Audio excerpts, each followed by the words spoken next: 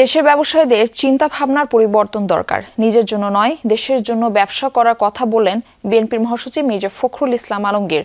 অর্থনৈতিক সম্মেলনে তিনি আরও বলেন, গত 15 বছর যারা লুটপাট করেছেন তাদের প্রতিষ্ঠান বন্ধ করলেই সব সমস্যার সমাধান হবে না। বেকারত্ব যেন না বাড়ে সেদিকেও খেয়াল রাখতে হবে।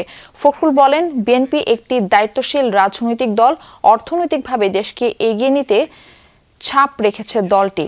সম্মেলনে জামায়াতে আমির অভিযোগ করেন, ব্যবসা টিকিয়ে রাখতে যে সরকারি আসে তাদের সাথে সখ্যতা গড়ে তোলে ব্যবসায়ীরা। এর দায় ব্যবসায়ীদের নয়, রাজনৈতিক দলের। নতুন ব্লেন্ডে আরো রিচ অ্যারোমায় সেলন ফ্যামিলি ব্লেন্ড টে। আমাদের এই 15 বছর যারা লুট করেছেন, চুরি করেছেন, ব্যাংক ডাকাতি করেছেন, লুটপাট করে নিয়ে চলে গেছেন, তাদেরকে ধরেন, তাদেরকে শাস্তি দেন। তাদের যে শিল্প কলকারখানা আছে সেগুলোতে যে হাজার হাজার মানুষ কাজ করছে সেগুলো বন্ধ করে দিয়ে, যে 14 লক্ষ বেকার হয়ে গেছে শুনলাম কিছুক্ষণ আগে, তারা যাবে কোথায়? অনেক সময় ব্যবসায়ীদেরকে বলা হয় সুবিধাবাদী।